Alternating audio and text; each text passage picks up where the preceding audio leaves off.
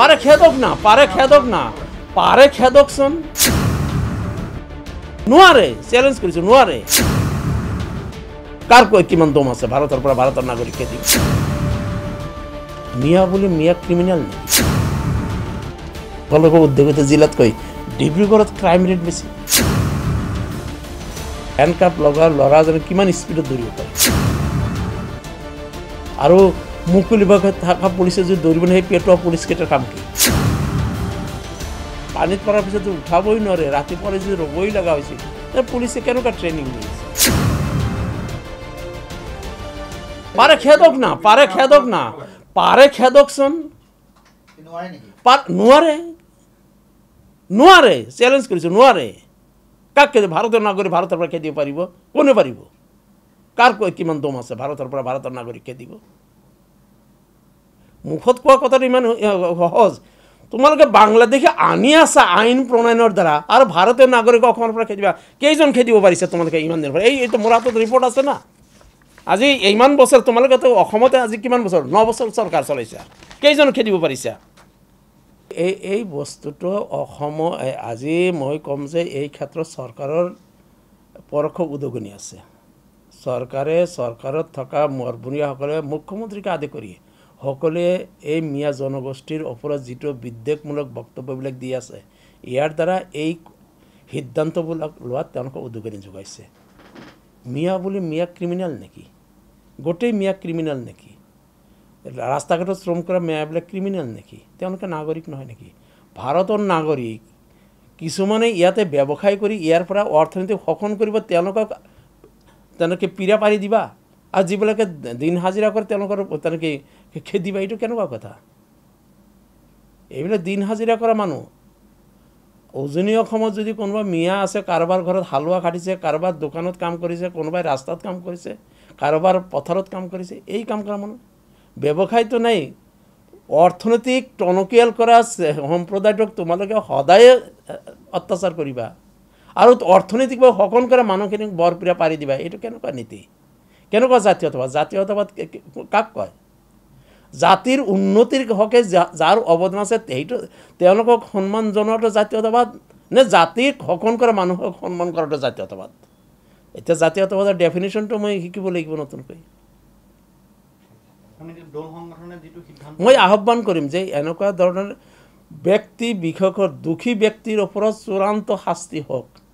এজন দুখী ব্যক্তিৰ কাৰণে তেওঁ বিলং কৰা গোটেই জাতিটোক শত্ৰু জ্ঞান কৰাটো কেতিয়াও ভাল কথা নহয় সততে সংখ্যালঘু অধ্যুষিত এলেকাত ক্ৰাইমৰ কথা বেছি কোৱা হয় ডিব্ৰুগড়তো দেখা গৈছে সংখ্যালঘু এলেকা জিলা যিবিলাক আছে সংখ্যালঘু অধ্যুষিত জিলাতকৈ ডিব্ৰুগড়ত ক্ৰাইম ৰেট বেছি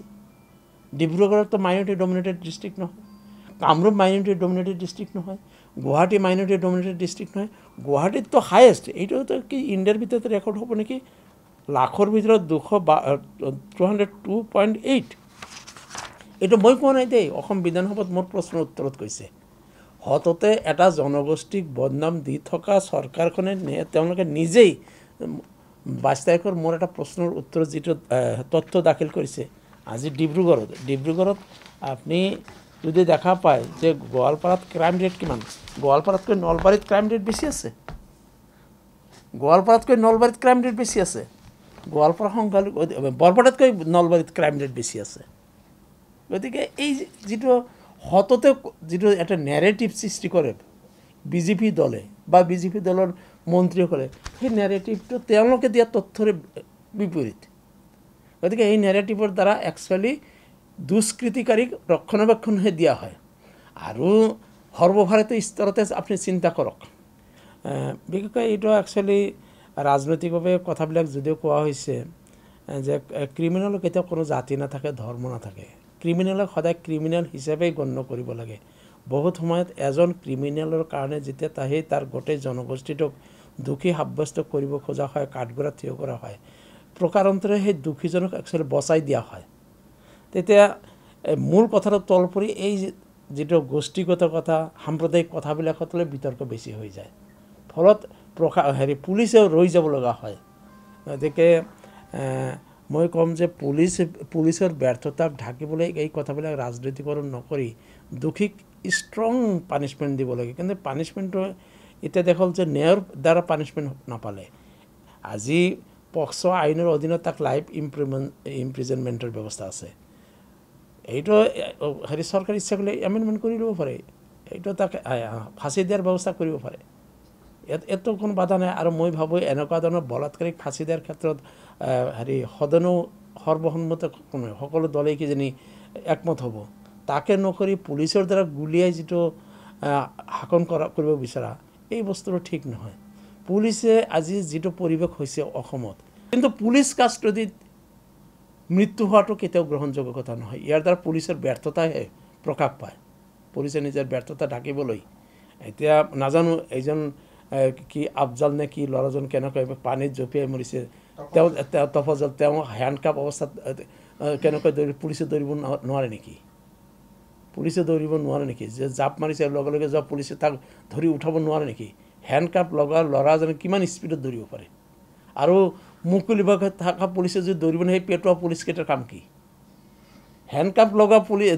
এজন মানুহ যদি ইমান স্পীডত দৌৰিব পাৰে হেণ্ডকাপ লগা অৱস্থাত মানুহজন দৌৰি থকা মানুহক যদি মুক্তভাৱে থকা পুলিচে যদি দৌৰি তাক ধৰিবই নোৱাৰে পানীত পৰাৰ পিছত যদি উঠাবই নোৱাৰে ৰাতিপুৱালৈ যদি ৰ'বই লগা হৈছিল তাৰ পুলিচে কেনেকুৱা ট্ৰেইনিং লৈ আছে এইবিলাকতো প্ৰশ্ন হয় না মই মৃত্যুক জাষ্টিফাইও কৰা নাই আৰু মৃত্যু মই অপচও কৰা নাই যে সি মৃত্যুদণ্ড পোৱাৰ যোগ্য কিন্তু এই ক্ষেত্ৰত প্ৰশ্ন আহি যায় পুলিচেতো চাৰ্জশ্বিটটো তেনেকৈ বনাব পাৰে গোটেই ইভিডেন্সখিনি ডকুমেণ্টছখিনি তেনেকৈ প্ৰিপেয়াৰ কৰি তাকতো তেনেকুৱাকৈ ইমপ্ৰিজনমেণ্টৰ ব্যৱস্থা কৰিব পাৰে চৰকাৰে আইন প্ৰণয়নৰ দ্বাৰা তাক মৃত্যুদণ্ড দিব পাৰে তাকে নকৰি পুলিচৰ বুলেট কিয় ব্যৱহাৰ কৰিব লগা হয় এই ৰিপৰ্ট মই বনোৱা নাই অসম চৰকাৰে দিয়া ৰিপৰ্ট মোৰ প্ৰশ্নৰ উত্তৰ দিয়া ৰিপৰ্ট মিছা কথা কৈছে মিডিয়াৰ আগত কোৱা কথা আৰু প্ৰকৃত সত্য একে নহয় না মিয়াৰ মাজতো ক্ৰিমিনেল আছে কোন মিয়া ক্ৰিমিনেলৰ পক্ষে কোনজন মিয়াই মাত মাতিছে মোক এজন নাম কওক যে অমুক মিয়া ক্ৰিমিনেলৰ পক্ষত অমুক মিয়াই ছাপোৰ্ট কৰিছে এজন মানুহৰ কথাটো ক'ব এটা দৃষ্টান্ত দিব কিন্তু অনামিয়া ক্ৰিমিনেলৰ পক্ষত বিজেপিয়ে থিয় দিয়া ৰেকৰ্ড ভাৰতবৰ্ষত অসমত আছে